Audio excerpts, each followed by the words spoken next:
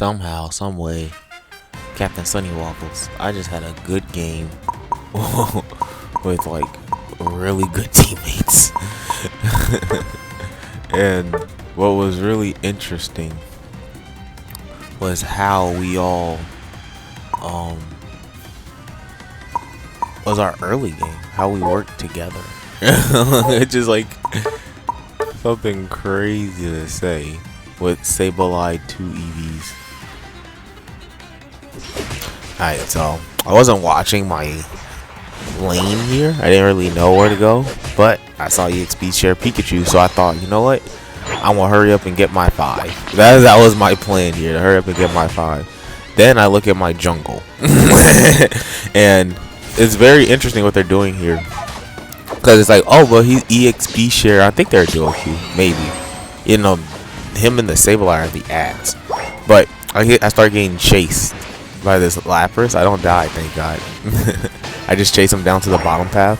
So we're losing bot, but now our Pikachu's gaining hella value top right. And then their EXP share buffing our Glaceon, so he's a menace too. I'm just trying to survive. We get some of it. Here comes our Glaceon though, to help clean them all up. EXP share defender too, right?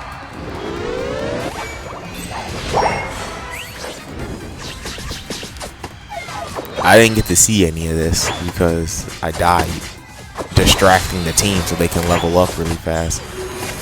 But now that my team's basically online, right?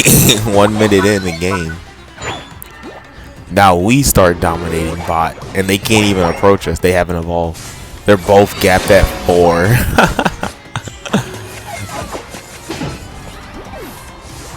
But I'm evolved. Because I was already close to 5 thanks to the EXP share Pikachu at the top lane. We're triple EXP share team with Urshifu, Glaceon carry, close range and 1 long range. Like our team is, it looks like it's thought out.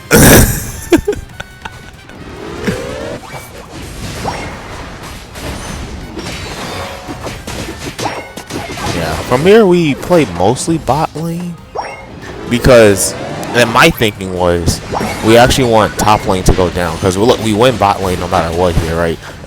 Mean Look Umbreon helps me get away here. This is why we play Mean Look in solo queue.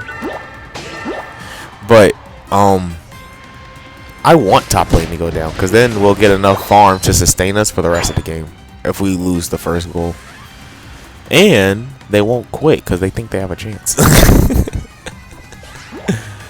So right now my only goal is to just get KOs and stay farmed up.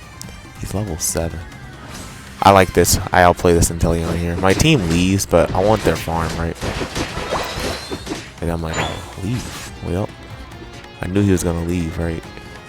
So now I start going for him. I saw the Fell Stinger. I'm like, nah. I made him think I was going for the buff, and he thought he was just gonna A press me down. No. Catch him in the bush. And what's really important here is we don't really overextend. We get our objectives, we get KOs where we know we can fight, and then we leave.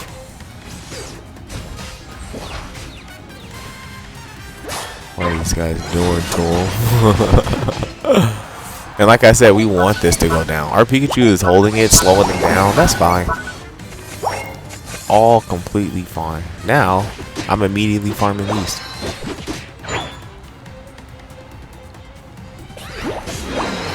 And these guys now, their job is to keep them distracted while we stay farmed up. Us 3. And he's ESP share Pikachu, but like he's like a support attack. Captain Sunny Waffles. I have been collecting comics since October, going into the new year. Now we are a month in, and time to trim the fat. Really identify what comics I'm reading and what I want in my collection to look like. I will start with the omnibuses and volumes I have because there's no better spot to put them. The first omnibus I bought was Blue and Gold. Great book, super fun. Black Beetle is in it. The second omnibus I bought, which we're going to talk right now, Ultimate X-Men. And then the third one I bought was The Far Sector, because I need to learn the new Green Lanterns to get into the modern story. But this book, Ultimate X-Men, is easily the best book that Marvel has for non-Marvel fans or DC fanboys like me, because it is so different and has literally nothing to do with Marvel Comics. The worst part of the book is, ironically, is the story, but not for any typical reason. The story is so simple and basic, but also it's core X-Men. Comic books going at that time, it was more like 3 or 4, but they had a very simple formula.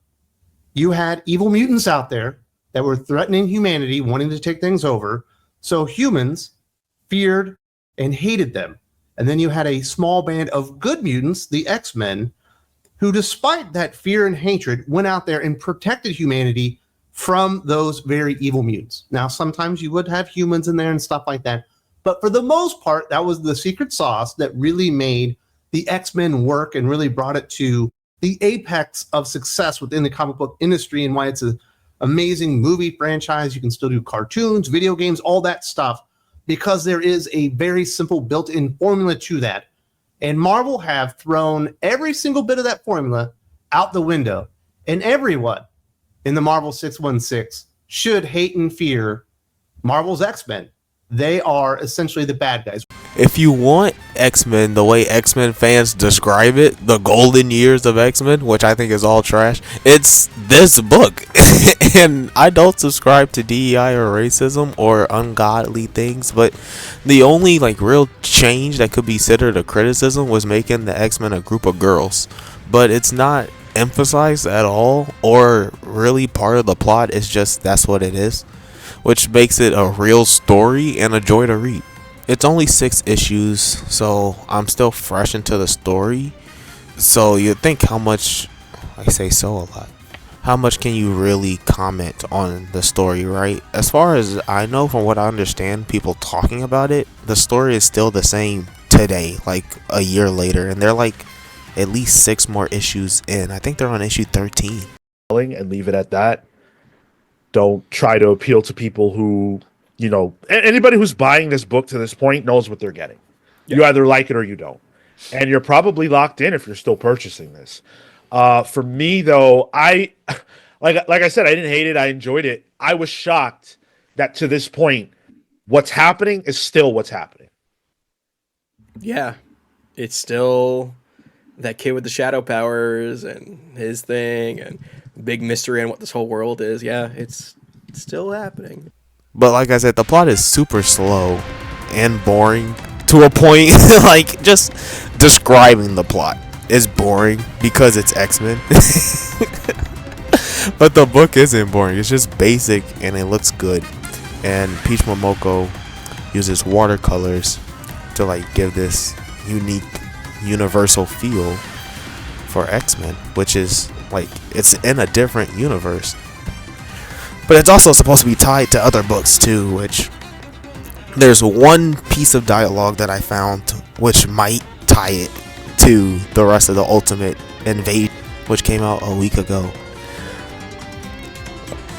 But I like the book because I can open up to any random page and count the speech bubbles on one hand. All of the dialogue is poignant and direct. The plot itself has our main characters who are all starting high school together. So the X-Men are in school.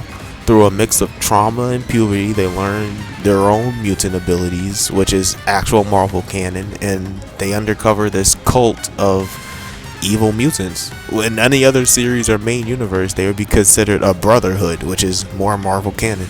And from my understanding, this is the same plot that's happening today, like I said, but also that's the original idea of X-Men. Good mutants fighting evil mutants for humanity and people who might not even like mutants. But I bought this volume, which is 6 issues, a week ago, and it's a page turner. I already finished it, which I usually procrastinate reading stuff so it doesn't end. You can tell by how often I do One Piece reviews. but the book read and looks more like a manga, which I think is what I really like more about it. It's nothing Marvel. Like, it's so divorced from Marvel. It's good. We don't know any of their mutant abilities like on paper, but she makes a Susanoo basically from Naruto. She's like a psychic kind of, and she's Storm. She's straight up Storm. I should have mentioned it already, but the dialogue boxes are very few and in between, but it makes all of the dialogue like poignant, direct, and important. I can count them all on one hand, and so the art helps tell the story like it should, and it leads itself to more action scenes like it should. And I wish more modern comic book writers would pick up on this. In conclusion, the book looks great. The omnibus is actually the size of a regular floppy, which is just nuts to me, which I don't know, maybe that is standard, but that's just nuts to me. It makes it enjoyable to read, but the story is a very slow roll. Like, I still don't know most of the characters.